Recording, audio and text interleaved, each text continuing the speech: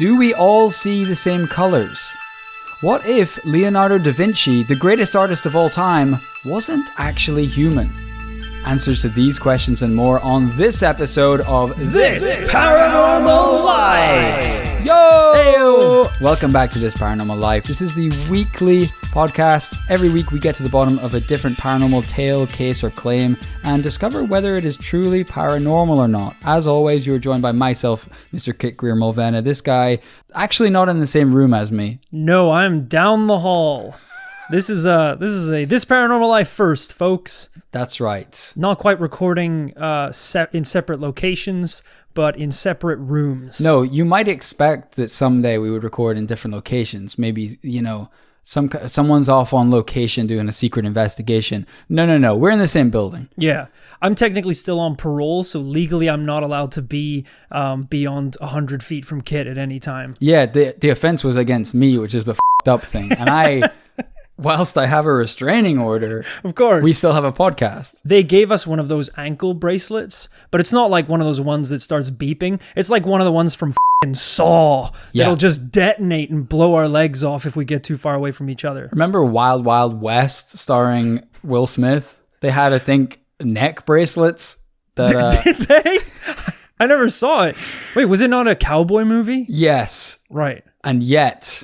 They had giant steel necklaces that razor blades would seek and destroy them, cutting off their head. The technology was there all along. This is besides the point, ladies and gentlemen. As always, we have a brand new investigation to dive right into. Thank you so much to Mikey G for sending this one in to us at thisparanormallifepodcast@gmail.com. Rory, without further ado, this story begins on December 26th, 1900 in Scotland. One Captain James Harvey had been charged with delivering a lighthouse keeper to a remote island, one of the Outer Hebrides off the west coast of Scotland, a place called Eilean. Ooh. And so, Captain Harvey and his men, plus the replacement lighthouse keeper, Joseph Moore, boarded the Hesperus in the mist on Boxing Day 1900. You got Christmas dinners over with. You're done. You had a good time with the family. Now it's time to become a lighthouse keeper. It's back to the real world. Exactly. I like it. A lot of people back to the office. Like you say, maybe the leftover Christmas Day sandwich, in their packed lunch. Yeah. This guy's on a boat, 7 a.m. to the Outer Hebrides. That's a harsh wake-up call. As they are sailing, Captain Harvey is staring into the mist until he slowly sees the large rock come into view. While he stares, he reflects on the island's history, how it's known as one of the Seven Hunters. They say that an Irish saint called Flannan visited Eilean in the 7th century, and there built a chapel. But there was always something different about these islands. Eilean in particular. Shepherds used to bring their sheep to the island to graze during winter, but they knew never to stay overnight for fear of what might happen to them. That's a pain in the ass. What, you're just taking the sheep over to have some grass, and then when it's sundown, you're like, oh, Jesus Christ, get him in the boat. Where are we again? Cursed Island? How good is that grass? I'm pretty sure there's plenty of grass in the regular Scotland, by the way. It's hard enough to shepherd sheep on land, let alone across an ocean. It's said that the shepherds even called the island the other country. Everyone felt the mysterious air that surrounded this island. People who weren't religious were moved to pray while on the island. Some held bizarre superstitions. The men aboard Captain Harvey's ship had heard some even circled the chapel ruins on their knees. In the 1700s, a scholar called Martin wrote that people... Not a real person. I'm sorry, he's a very important religious scholar, Rory. I think Did you you'll stutter? Find. What? You said Martin. Is that his first and second name? No, I didn't stutter. Of course he has two names. He's a pretty important guy. He has at least two names. Probably more, if we're being honest. For all we know, it could be Martin. Okay. Martin's friend Steve. All right, that's enough. Martin wrote that people made pilgrimages to Eilean and would perform strange rituals, removing their hats and making sunwise turns on the island's plateau. Something that sounded like a druidic ritual from thousands of years earlier. I mean, I had never even heard this term, sunwise. But I think it's just clockwise, but it's like the druid version. There's only so many ways you can spin. Which I assumed was clockwise and anti-clockwise. I'm not sure what sunwise. Maybe that's when your head decapitates itself and rolls down your back. Well, or something. I have no idea. I guess it makes sense because clocks. Sunwise. Clocks. I haven't thought about how silly this sounds. Clocks haven't existed for that long. So what was clockwise before there were clocks? It was sunwise. What? What? How did you spin in a circle? How do you spin the right way before a clock existed? You couldn't call it clockwise because there hadn't been a clock. I guess, and then it would be the way the shadows would move on a sundial. You're actually pretty smart. I wouldn't have thought of that, but actually you probably would have. You probably would have been king back in the day with those kind of ideas. Whereas spinning moonwise is how I think you get into Narnia. But in 1900, all that remained of the chapel were ruins. That begged the question, why build a chapel for an island that no one lives on? Yeah. Legend has it that the Irish saint fled from the island after construction, claiming to be tormented by magical beings. Lanto! The men's focus snapped back to reality as they docked at Eilean Moor. Except, immediately, something wasn't right. The flagstaff was bare, and more importantly, no one had come to greet them on landing. In fact, the landing wasn't prepared at all. Staring up at the lighthouse, they saw no signs of movement. Captain Harvey first sounded the ship's horn and stared up for a reaction. Nothing. Then he sent up a flare to light up the mist and attract attention. But again, nothing. Uh-oh. Christ, maybe they're asleep. Let's go wake them up. The men tied the boat up and heaved onto shore, and as they walked towards the lighthouse and started the ascent up the steep steps to the entrance, Captain Harvey reported feeling an overwhelming sense of foreboding, as if something bad was awaiting them. When they reached the top step and Captain Harvey reached for the door handle, it opened right away. It was unlocked. Strange, he thought. And as that salty sea door creaked open, it was dark inside, but he could make out his surroundings. On the wall inside the door, there were 3 coat hooks, one each for Thomas Marshall, Donald MacArthur, and James Ducat. But there were only 2 large oilskin coats. Weird, he thought. Where was the other one? Further inside, there was a kitchen table, set with plates of meat, potatoes, and pickles. Clearly a meal had been started here, but not finished. In fact, next to the table there was even a chair, but it was turned over on its side. Captain! What is it? Take a look at this, sir. The clock. I can see that it's a clock, man. I mean, yes, but it's stopped, sir. The clock is stopped. The men searched the lighthouse, but found no other trace of where the 3 keepers could be. Damn it. We'll need to search the whole island. Everyone spread out. But as the men took off in different directions, Captain Harvey thought to himself, none of this makes any sense. The first rules of lighthouse keeping say the post has to be manned at all times. The 3 are absolutely forbidden from going anywhere together. Second rule, don't tell anyone about lighthouse keeping. No. People have to know about the lighthouse. That's the whole point of a lighthouse. Otherwise, people are going to crash. That's exactly what they want us to do. Use this place as a beacon. No one must know about the lighthouse. There's like hundreds of ships crashing into the rocks. First off, I think it's a pretty poor idea for the 3 men to instantly split up on this cursed island and go their separate ways into the mist. I see what you're saying. It's a pretty small island, I will say. That's one thing about this picture that should be painted. Yeah. It's pretty damn small. I called it a large rock in the beginning for a reason. And even that was a bit bold.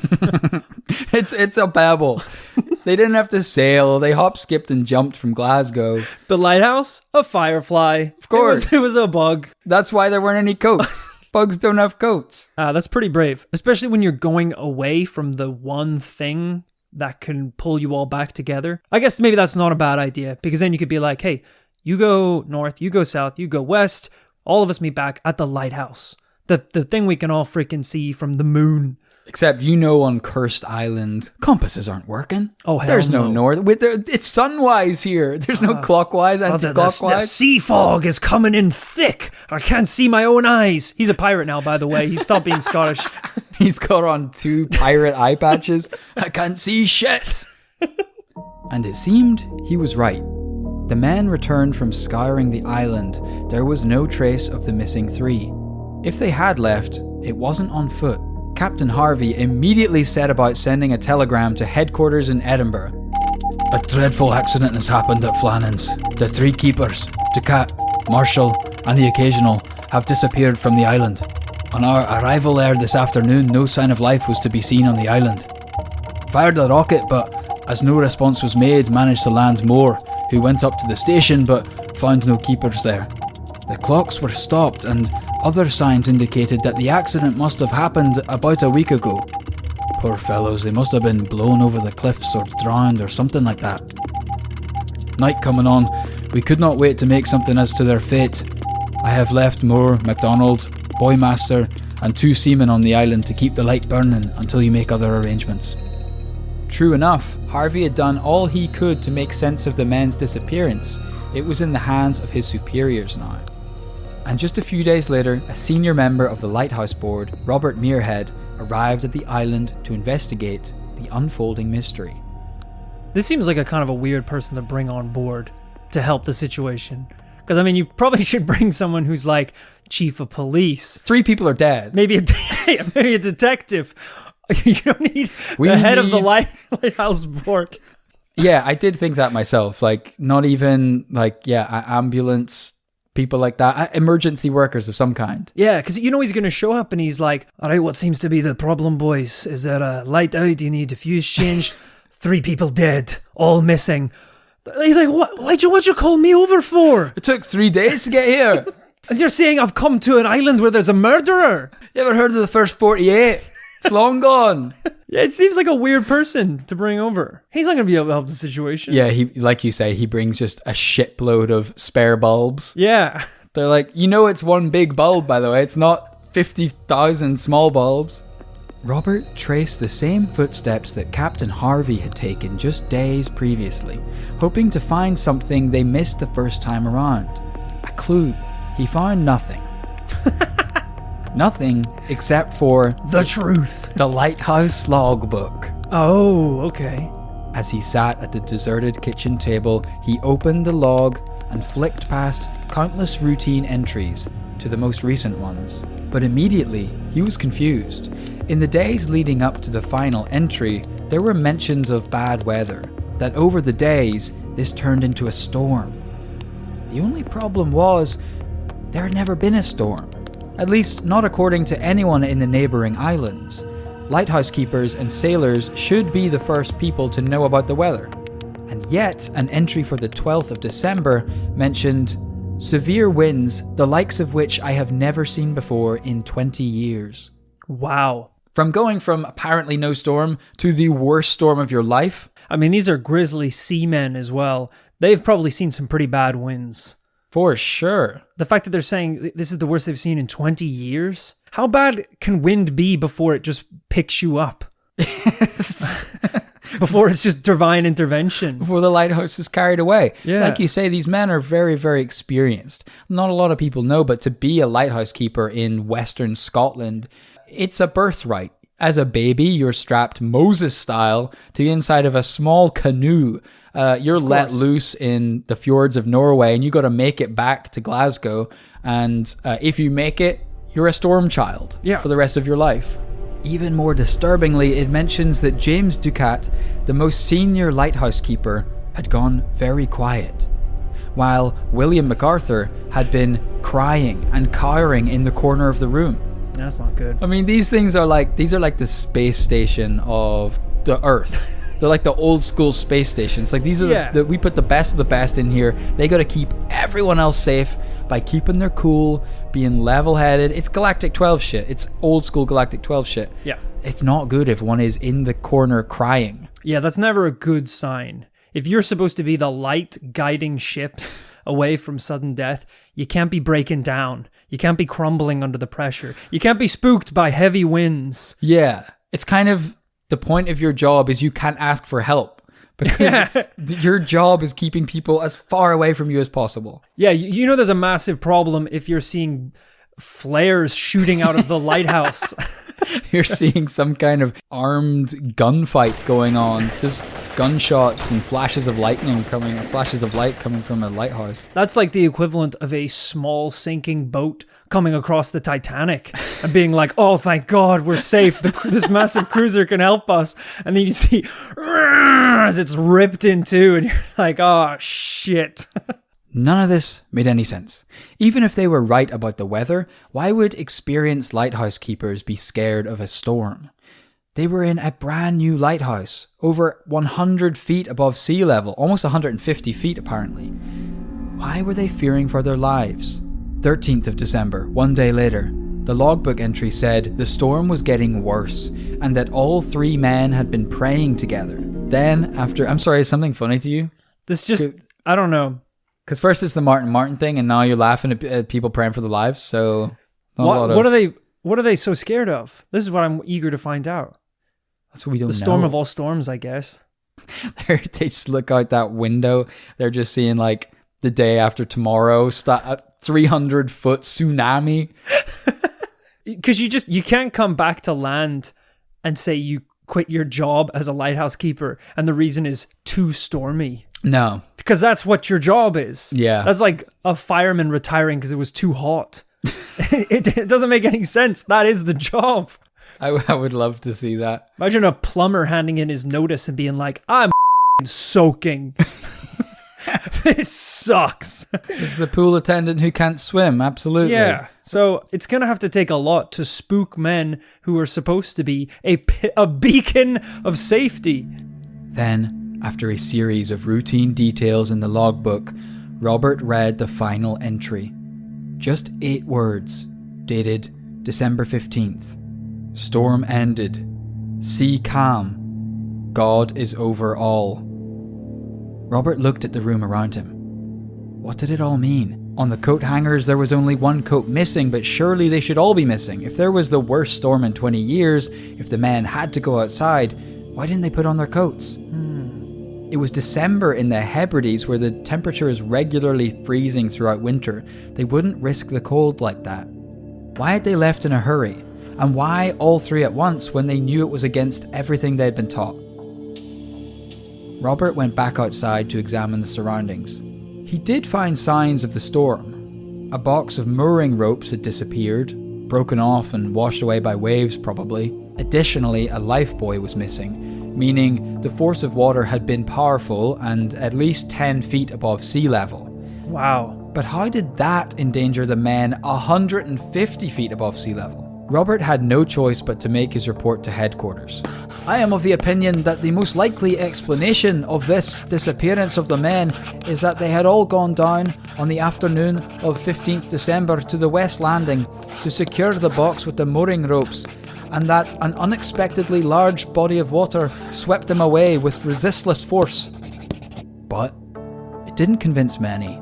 Trained lighthouse keepers would never put themselves in such a blind and obvious danger. Not to mention, the bodies should have washed up eventually, if that was the case. Yeah. And one little fact about the disappearance that must have disturbed Robert at least a little is that this island is named after Flannan, the Irish saint. Every saint has a feast day, right? Flannan's feast day is the 18th of December, almost exactly the date that all the men went missing. What does he eat though? Souls? I don't know a lot about. He likes coats. He likes oilskin coats, beards, and he'll take a lighthouse keeper, sure.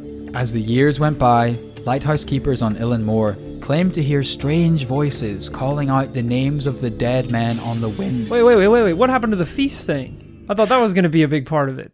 What's a feast day? I feel we kind of went through it. We blasted through that real fast. So what do you do on feast day? I feel like we learned a lot about feast days back in school because it's like there's a lot of Irish saints. They all have feast days. I didn't know that. We probably heard about them. Let me find out. It seems like a feast day is just a day of like religious celebration. So that could be anything. So I think St. Patrick's Day is basically St. Patrick's feast day. Feast day? Oh, okay. And so in different parts of the world, they might have like food or some sort of celebration, but I guess traditionally it's just like a different type of religious service that day. Oh, okay. Okay. Apparently there's more Catholic saints than there are days in the year. So some saints Sometimes you have gotta to share. double up. Yeah. It's like being a twin, you got to share the love a little bit. St. Patrick gets breakfast, and St. Martin is for dinner. Gets dessert. Yeah, so... Or maybe it's like a little bit of both. So it's like, St. Patrick's Day is also St. Martin's Day. So it's like, for breakfast, you need to eat a snake, but also you can have a muffin. So it like combines together to make something. Getting mad indigestion from all these. In the morning, we're celebrating this Mexican saint's feast day. In the afternoon, we got the Italian guy. In the evening, we got a drink, apparently, because the Irish guy. St. Craig. St. Chad needs us to do a keg stand at midnight. We're going to duct tape 40s to our hands for St. Chad. St. Chad's Day. Oh my God, we're celebrating that in the commune. That's our one holiday. Let's bow our f***ing heads. Bow your f***ing heads, dude. Our bro who fart in heaven. Hallow chase thy dames. I thought you said Kylie and her friends were coming. We can't have a Chad's feast day without some babes. As the years went by, lighthouse keepers on Eilean Moor claimed to hear strange voices calling out the names of the dead men on the wind. At least up until 1971, when the last keeper left and the lighthouse became automated, ensuring no one would ever go missing again. See, this is the bit that you don't hear about, guys. That people don't complain about, all right? Automation is a dangerous thing. We're going to have robots taking our jobs. Yeah. Sure. But some of those jobs are being the gravekeeper in a haunted graveyard. They're going to have a Roomba that does that one year, all right? Some of those jobs are cleaning human poop. Poop scientist. A poop scientist. Yeah. That'll be a Roomba that sucks poop.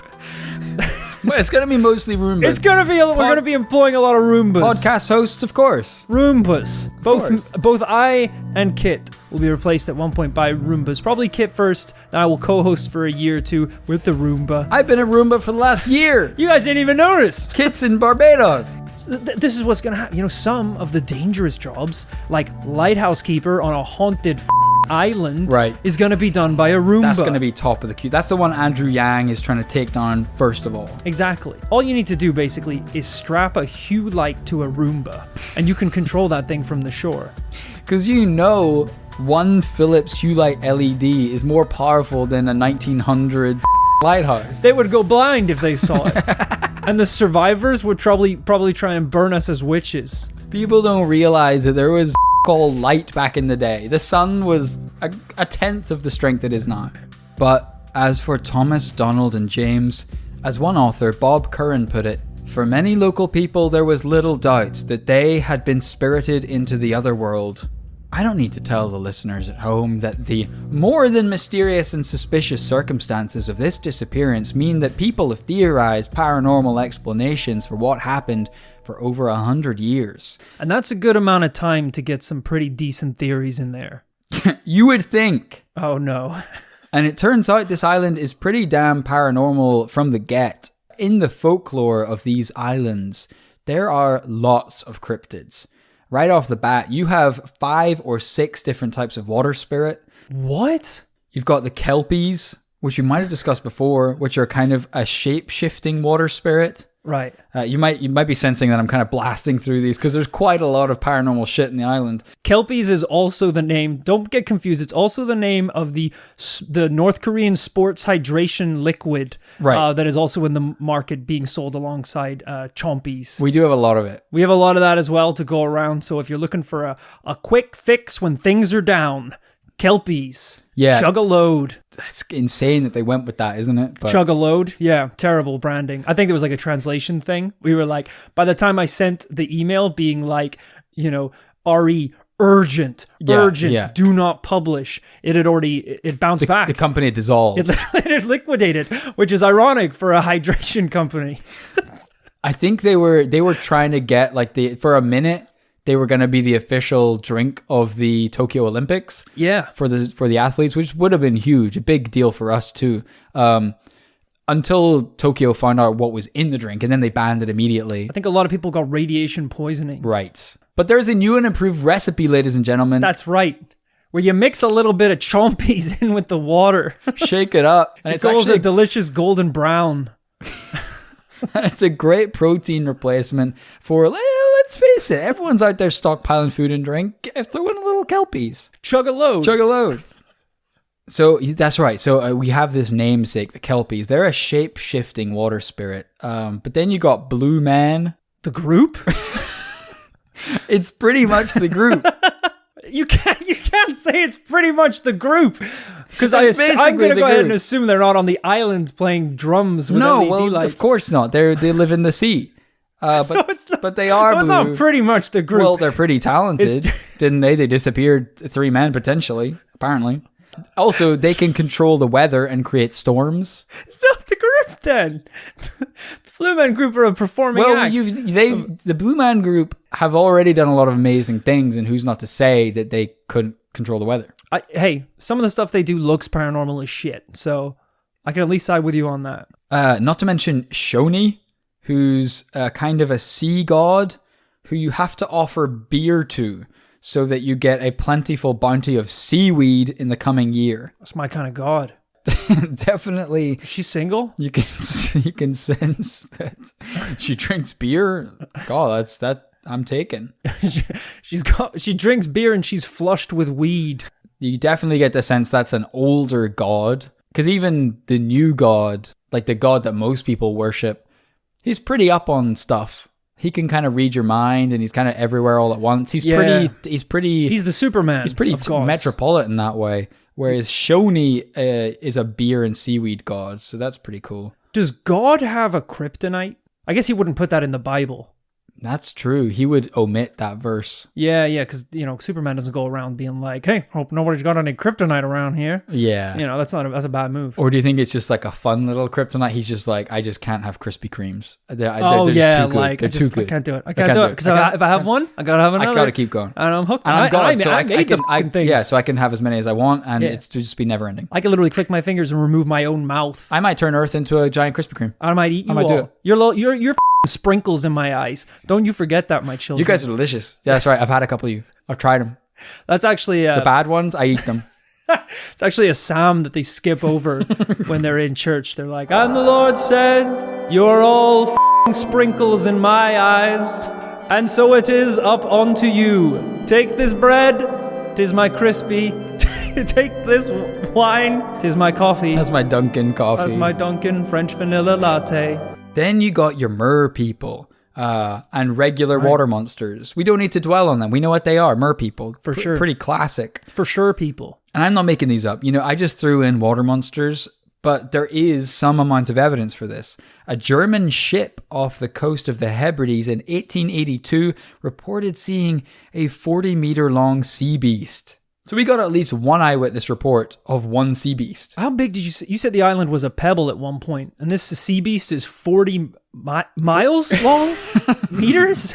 You can see it from space. I said these guys were astronauts. It's 40 meters. Got it. Okay. Which is pretty big. That could wrap around this thing. You could coil up the lighthouse. And it really keeps going. The possibilities are truly endless. There are tales of werewolves, will-o'-the-wisp, and even fairies. So it's entirely possible that any of these cryptids killed all 3 men, leaving 0 trace, or took them to the other world. Or they just threw them around like rag dolls. Let the mer people have a go. Then the sea beast came ashore and decked them around a bit. It could have just been a paranormal party. It is something kind of interesting about this one because so often in our stories, the paranormal phenomena comes out of the blue. But actually, in this case, no one lived on the island. Yeah. They built the lighthouse. 3 guys went to the lighthouse. Then the 3 guys disappeared. Right. It was like the island didn't want them. Whether this was mer people or a sea beast or whatever, this thing has 100% kill rate. Yeah. And the ratio to normal human to paranormal beast is like 100-3. Yeah. They stepped into the wrong neighborhood. There's so many things at play that I wonder, like, do you ever think the mer people are like, oh my God, I could have sworn the other day I saw Shoni, the Scottish sea queen, and they're like, no, what are you crazy? Shoni doesn't exist. That's just ridiculous. I wonder if cryptids believe in other cryptids. That's an interesting point. Because we even say sometimes they're on another plane. Yeah. Maybe there's a lot of other planes. Maybe, there's just a fairy plane. That's where all the fairies hang out. Yeah, they can all see each other. There's a lot of borders, actually, in the fairy realm. They don't like other cryptids hanging out. But lastly, what if it's a different type of otherworld? Not a metaphysical one, an ethereal otherworld, but a literal one. That's right, ladies and gentlemen. We're dealing with a UFO abduction here. Oh, yeah. The goddamn glove fits, Rory. All 3 men gone at once without a trace. Here we go. The paranormal. I'm getting fired up. The paranormal bending of the elements. Yeah. The clock stopped as if there's some kind of electrical interference. Stop that asshole.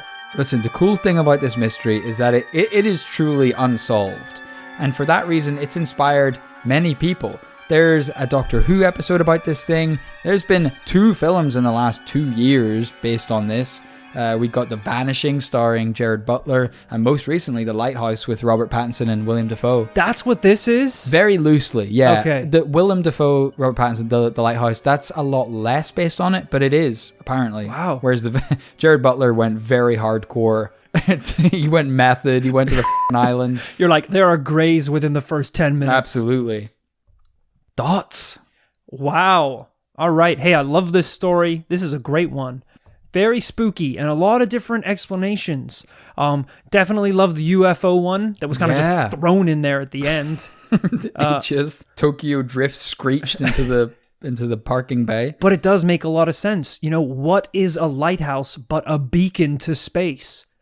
If you are an alien gray looking for a place to park your space car, there is a light flashing in the darkness of the universe, basically calling you over to park there. It's so true. So that's definitely a strong contender.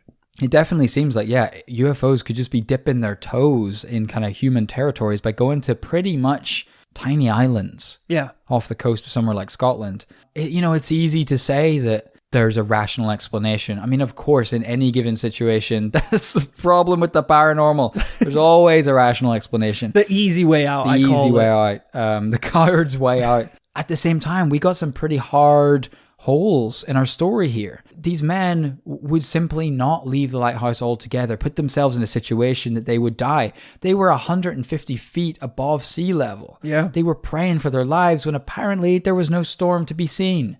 How weird is that? And definitely the logbook is something to take into consideration. I mean, we breezed over the last line. God is over all. Yeah, that's really, fair enough. I think that is his location.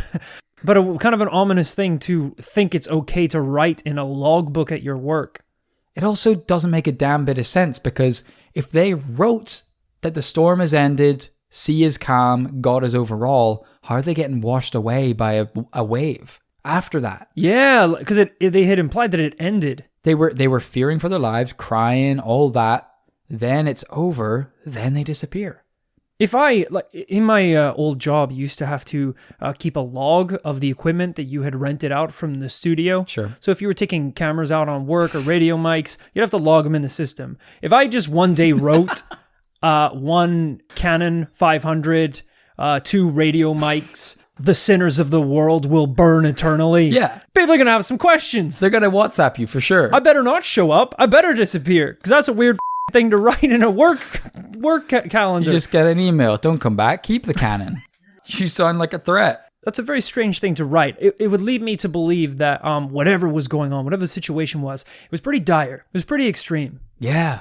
And defied all explanation. Like, we have character references for these men, and apparently one of them is like an awesome fighter, and he's the one cowering in the corner crying. All right, well, that rules out mermaids.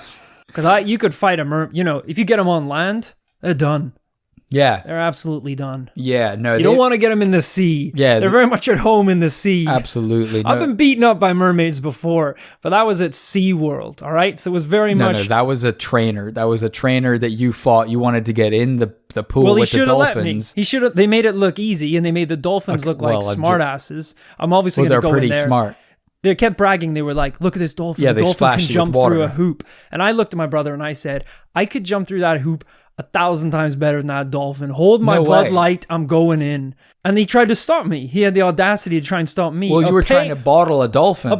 Which it was a bottlenose dolphin as well. I was trying to bottle his nose. You're damn right. The irony was not lost in the dolphin. They're pretty smart. I said, let me bottle the nose of this bottlenose. And I took a swing at him, knocking the instructor into the water, including myself as well. And the dolphins, yeah, not only can they jump through hoops, they can actually swing a flipper pretty hard. Yeah, he socked you. Yeah, I got flipper nosed real hard, all right? Yeah, you didn't wake up for a couple days after that one. And now I come to find out I'm no longer welcome at the Atlanta Aquarium. Of course not. That's not how I wanted to wake up, is it?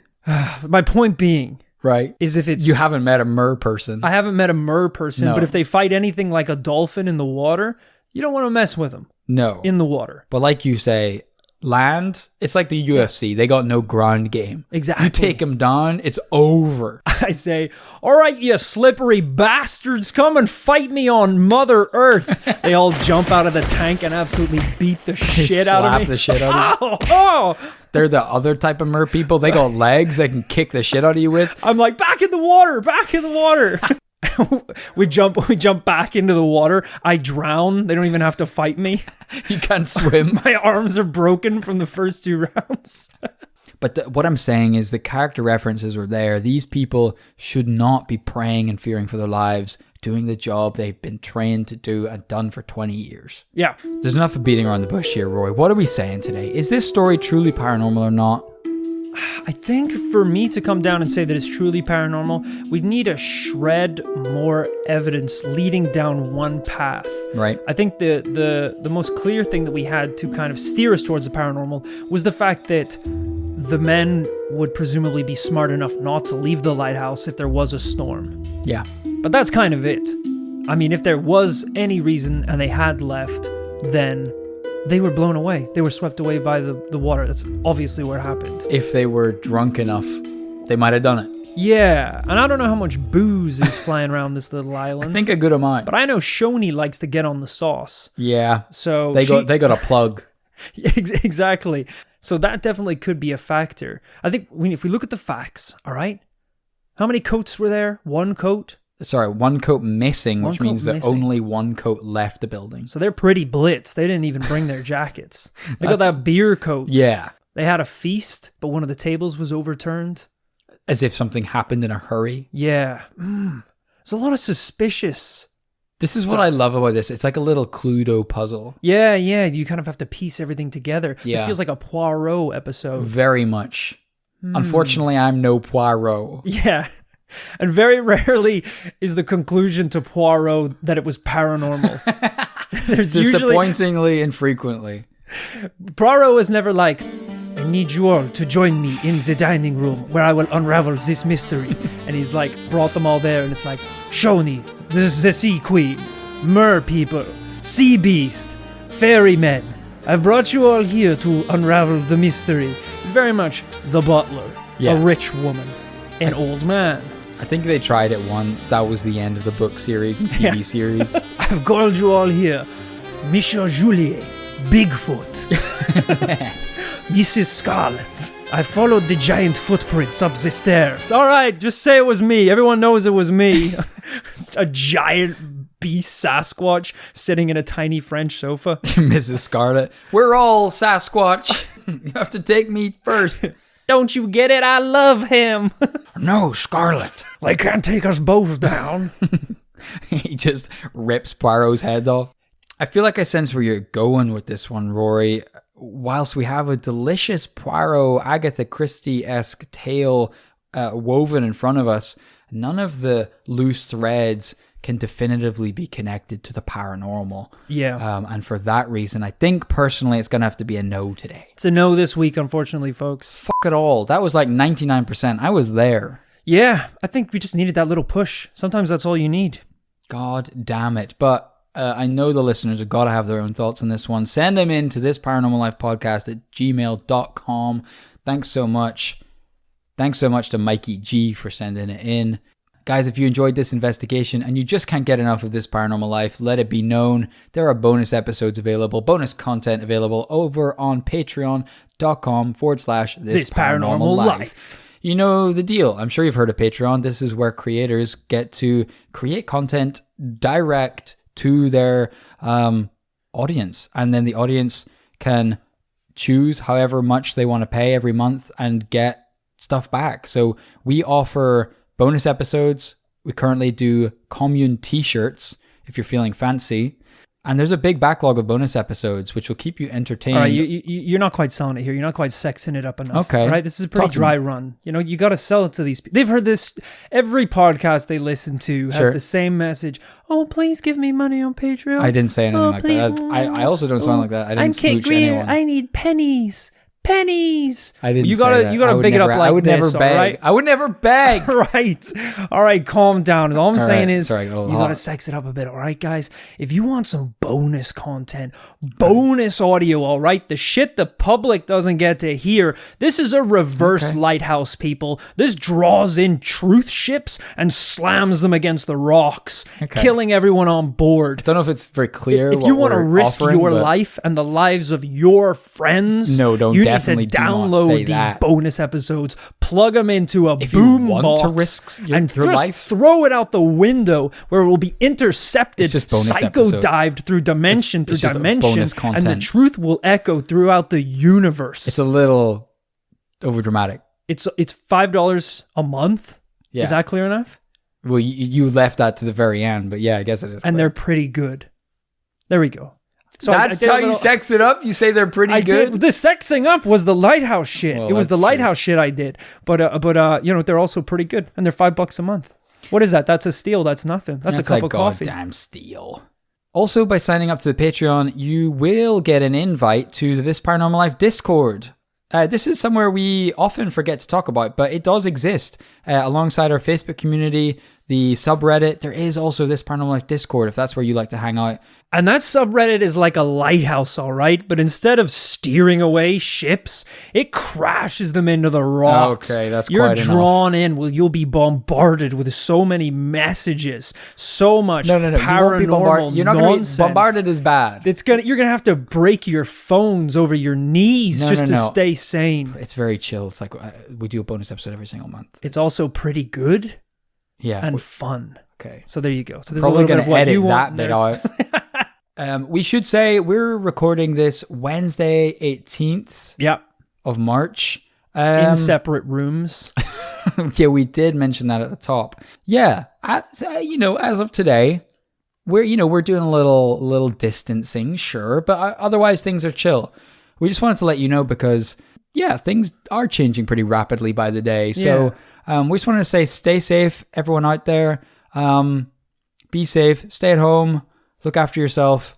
We are going to keep things as regular as possible, bring you episodes every single week. Who knows what's going to happen? If there is a time that we're separated, we'll cross that bridge when we come to it. But for now, we're making episodes every week. Yeah. And at the end of every episode, we like to take the time to shout out those who've supported us on Patreon. Let's go. Thank you so much to German Molina. Well, if it isn't German Molina, the burning German. German is a champion. A flaming cook? Fireman? What are you flaming? What do you call it whenever you bend over backwards underneath a pole? Oh, shit, what's going on with me now? Limbo. A flaming limbo champ. Yeah, it's pretty stunning. Wow. This thing is a fireball hovering probably 7 inches off the ground. That's insane. The ground's hot coals, by the way. So it's still on fire. Absolutely. Everything's on fire. That's what, you don't get a name like the Burning German that easily. Wow, that takes some hot rocks. Thanks also to Justin Kipper. Justin Kipper, the work skipper. He skips work the day he got hired, he didn't even go to the interview. What? He skipped it. This guy skipped school, skipped church, skipped jury duty. What does he do? Why is he trying to get all that free time? He robs banks. Oh, he doesn't skip that. No, he's very much present for the bank robberies. Of course. And of course, you don't exactly want to be on jury duty when you got a bank robbery at 10 a.m., so sure, he skips it. You can't exactly come into work and for the daily grind. You can't be on the dock for the crime you committed if you're in the jury. Thanks also to Anton Vervoet. Anton lives on a mountain, except when I say it's a mountain, it's really more of a pebble. It's really more of a sea pebble. So the island. He's a lighthouse Oh, keeper. yeah. Oh, actually, it says right here, address, Eilean Lighthouse. That's There we kind go. of interesting. Okay. Well, hey, I'm glad you're getting the pod. Oh, he's a Roomba. Oh, he's a... Okay. They automated it. They He's a automated Roomba. him. Yeah. All right, well, stay strong, brother. God above all else, I believe, is the golden rule on that island. Thanks also to Rocket Lawn Chair. If this is a business pitch, We're in. I'm in. Absolutely. I speak for Kit when I say it's a double yes. Never has there been a day gone by where I don't wish I could relax all the way to the moon. This is Shark Tank now. We're willing to put up a lot of cash. Absolutely. This month's Patreon money goes to Rocket Lawn Chairs. Thank you to Harriet Knight. Harriet worked out a sneaky little life hack that if you just call yourself Knight, they make you one. Wow, that is sneaky. Pretty straightforward, actually. Yeah. So if you feel like you might suit a sword and a horse, Yeah. just switch out the last name. That's why I called my son Rory Master Chief, in the hopes that he too would embody the great warrior. The fictitious John 117 of the Halo series. Yeah, it turns out Rory Jr. is just pretty good at Xbox, and he hates his old man. He got that from his dad. Thank you to Mike Call. Mike Call, why won't you answer my call? Listen, I've got a very, very lucrative, very, very limited investment offer on a little startup called You might have heard of it. RLC for short. We need some seed investors. We need some angel investors. Any investors we can get. We need some NASA investors ASAP. And ASAP doesn't mean for as soon as possible. It means for the Astral Space Program Association, which is I don't think that works. an off-brand version of NASA, all right? That specialize in selling rockets on the dark web. Mike, pick up the damn phone. Yeah, pick up my call. Thanks also to Fidel. Fidel, you gotta let me tell you all about a very lucrative business opportunity, all right? Right. We can't say it enough. Do you have in your possession any of the following? I can't tell you the name of the business, No. but just do you have any of It's the under following? wraps. Rocket fuel, a lawn chair, a thirst for adventure, I'm starting to think life insurance. people mostly have, you have any- the last three, and not a lot of people are going to have the first one. A lot of people have, life insurance, a thirst for adventure, and a lawn chair. But really, if you have the rocket fuel, please get in touch. We got Fidel. a lot of investors with the back half of that sentence. Yeah. We really need the one guy. Thank you so much to Matthew Holder. Matthew, how would you like to be a stockholder in one of the most profitable businesses in 2020? This stock is going up, quite literally towards the moon, my friend. Do not miss out on the opportunity of a lifetime. You're going to want to get in. Thanks to Jacob Twist. Jacob Twist, the professional and all-time all-star judo wrestler. Whoa. Whatever situation, whatever hold you had him in, he could twist out in a second.